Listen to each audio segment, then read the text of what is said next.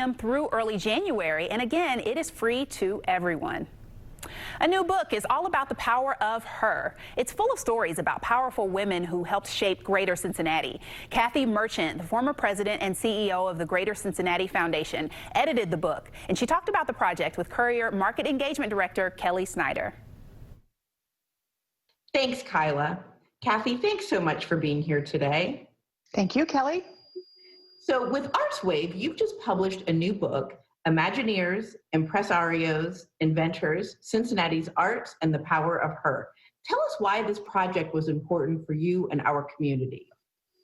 Well, not to be selfish, but I'll start with me. For me, this book was really what I call my trifecta. I love the arts, I love philanthropy, and I love writing. So to be able to work on this book truly was a privilege for me, and I'm grateful to ArtsWave for that. But for our community, 2020, despite all of its challenges, is meant to be a full-on celebration of women's suffrage and the passage of the 19th Amendment. And while women in the arts don't have precisely to do with that subject, it was an opportunity to shine a spotlight on women leaders during that period of time. We also wanted to show that, as we always like to say in Cincinnati, we fight above our weight in the arts, and it turns out that it's kind of true. We have a couple of data points to prove that, which is always good.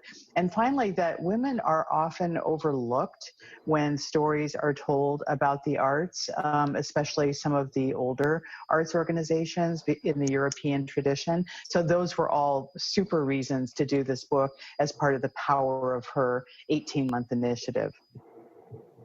Great. So from a business perspective, what can we learn from the women featured in this book? I would say entrepreneurship is the headline. There are, for example, two women in the book, Maria Storer, who founded Rookwood, and Mary Louise McLaughlin, who discovered a methodology that was used by Maria Storer. So the two of them were like competitors and then collaborators. And everyone knows Rookwood, even if they don't know it's from Cincinnati. And there are actually two books that are written about these women, if anybody wants to understand that more deeply, by women in Cincinnati. So this is a really super one example of entrepreneurship. The women in the book have produced it. They've started companies or organizations. They're CEOs, and they have made great success with limited resources that have to be regenerated every year. They know when to fold, and I'll use that fold in the future sustainability sense. So just recently, two dance companies, Mum Laughed, and Mam Laughed, I said that totally backwards, and the Contemporary Dance Theater have merged so that there's a succession plan, even though it's not the traditional family succession. So there are just tons of examples like that in the book. That's great. So I hear you found some surprising stories with your research and writing. Can you tell me a few? Sure. I think the most important aha was when we were trying to put together the structure of the book and thinking, chronology is kind of boring, so let's find another avenue. And realizing with a major aha that at that time we had 35, now 34 with the merger, arts organizations founded from 1854 to 2017, and they are all still in business. So the long-term sustainability and the foundation for that was a wonderful surprise and well worth celebrating. The second was that it really is the tip of the iceberg. We had to battle to get the number of women down to this number. We intended to start with 100. We've ended up mentioning and profiling nearly 200 women, and that is just the beginning.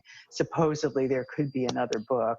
And then finally, the whole creation of art and arts organizations in our community has really been a flywheel. So you can see in each generation that the rate of development has almost doubled. For example, there were 9 new organizations started just in the 21st century alone, and that was in the first 15 or so years. So anyway, it's an exciting moment for Cincinnati. It's something that we should be super proud of.